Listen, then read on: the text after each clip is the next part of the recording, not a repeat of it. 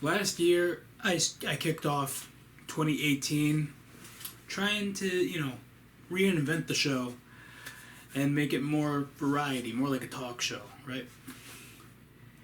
That did not look so great. And this video specifically, which came out on January 19th, called It's So Cold, How Cold Is It? It was an 18-minute video. It was up for a year. And all of a sudden, it was taken down. So, part of me was like, oh sweet, let's throw a party. Because, I wasn't so happy with the episode in the first place. But, it's just my pride. Just having a video taken down and then it ruins the count, So I'm here, not kicking off Season 6. Instead, providing commentary for the episode that is now known as the banned episode. Yeah, we've done a show like this before, where 2 years ago I revisited some Christmas segments, holiday segments, sorry. The only difference is I am not hungover while presenting this one.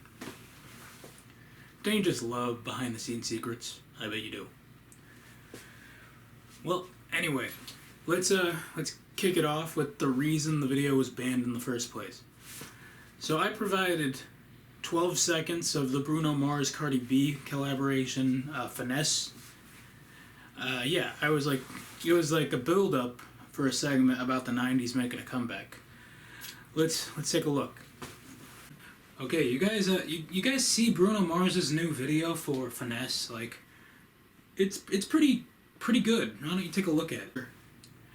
Warner Brothers found out I used a clip of Finesse, then they banned that video in all countries. Yeah, you thought I was kidding.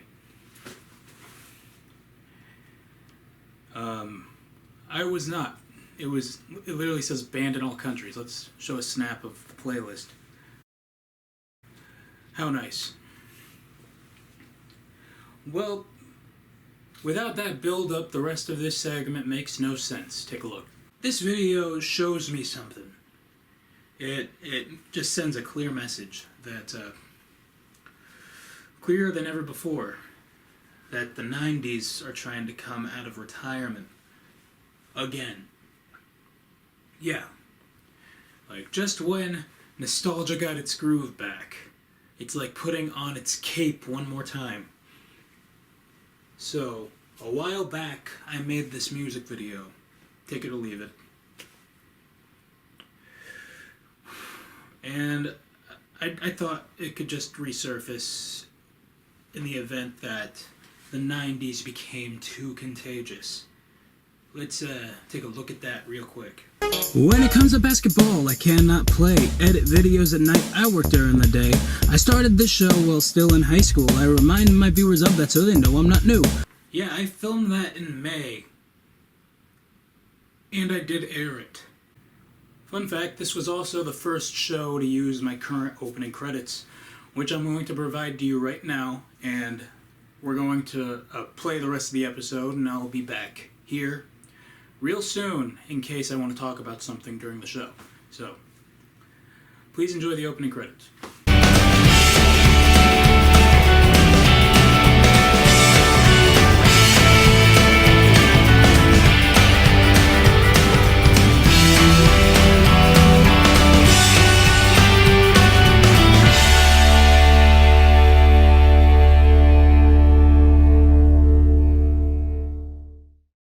Welcome to the show, everybody. I'm your host, Rob Rodriguez.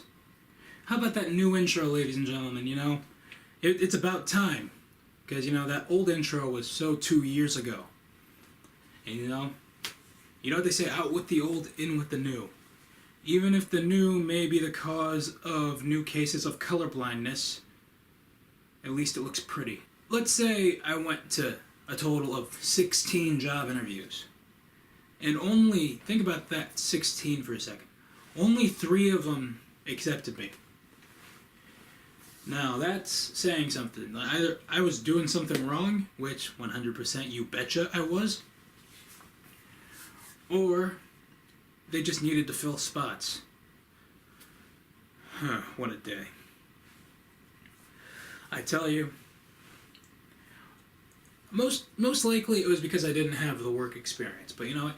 You don't see a guy who applies to criminal justice or crime scene investigation, or more specifically the police academy or the police force.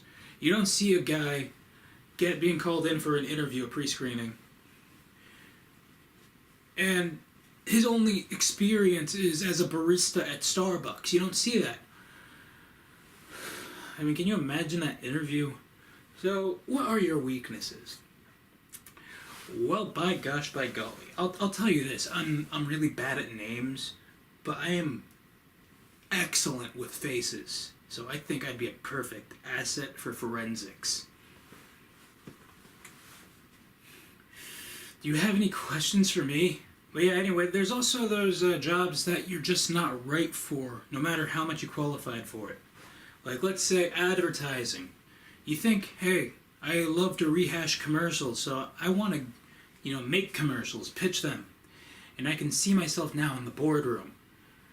Guys, I have the perfect marketing opportunity for you. Ready? Here it is. Nike. Get Athlete's Foot. We've got a great show. I'm gonna need a minute, so just keep it here.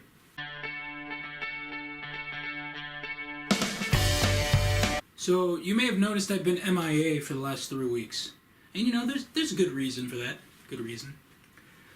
Yeah, not like I was on vacation or anything, which in some cases, ironically, I consider a vacation. Just sitting in my room at my desk, enjoying a big bottle of San Pellegrino. Well, watching this movie that I just picked up that some of you only saw in science class. Yeah, The Core. About 3 people die in that. And spoiler alert, it's one of those movies where the San Francisco Bridge breaks down. Crumbles. It crumbles worse than the last bit of Frosted Flakes. Great analogy. It's time for the possibility list. The weekly list we do. That makes no sense, but hey, it's a clear indication that the show's almost over.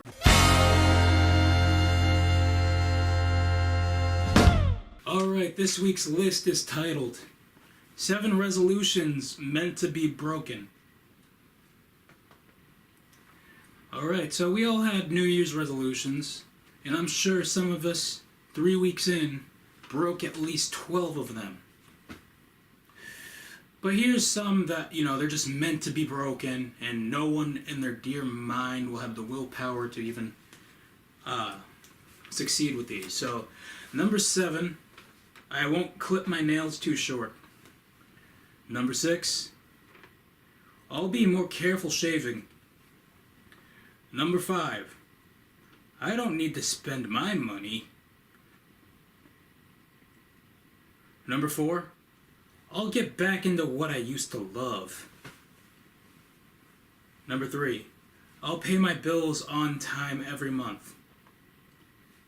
Yeah. But then you just paid your bill one time in a single month. And that was January, wasn't it? So, be more careful, guys. Be more careful. Number 2, donuts are your enemy. And number 1, 7 resolutions that are meant to be broken. I'll stop eating after 6. Alright, and that is the possibility list for you this week. So at the time, it's been a while since I did a filler segment after the possibility list. So the segment in question was in events in history that actually happened. It's a segment where I say something that doesn't sound true about like a famous person, an event in history, and I have some footage to back it up. This one in question was about Sarah Michelle Gellar. And then for some reason I couldn't contain at the end.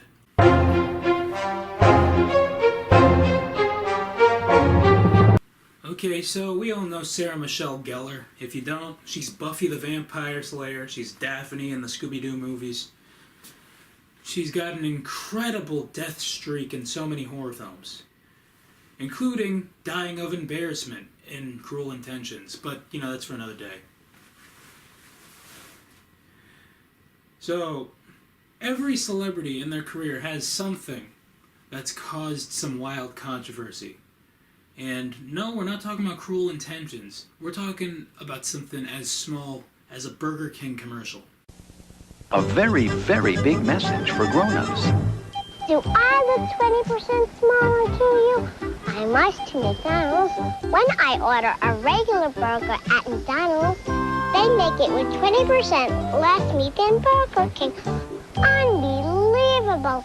Luckily, I know a perfect way to show McDonald's how I feel. I go to Burger King. Aren't you hungry for Burger King now? This commercial, I should say, has gotten her banned from ever eating or stepping into a McDonald's. But you know what? It's not like she went up to the counter and held up a Whopper and said, "Beat this." See, what I'm doing right now, actually, I'm just taping over the part where I laughed hysterically. So anyway, next on the show, we're doing a segment about Full House and their theme song being complicated, in my opinion. Yeah, we kind of recycled that and put it in one of the more newer shows.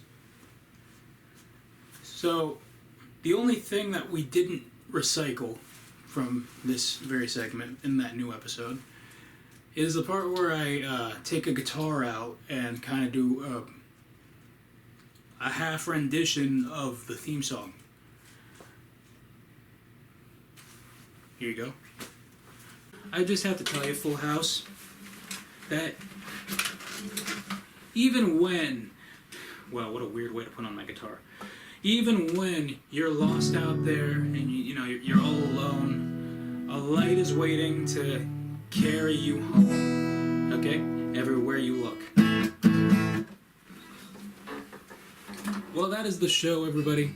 Thank you for watching, and please be sure to follow me and subscribe so you can know what's going on. Well, I hope you enjoyed this commentary, this revisiting of an episode from last year that doesn't even have the current set or anything like that. I will give you some inside information. The shirt I was wearing in that video was very thick and very itchy. Hence why you never saw me wear it ever again.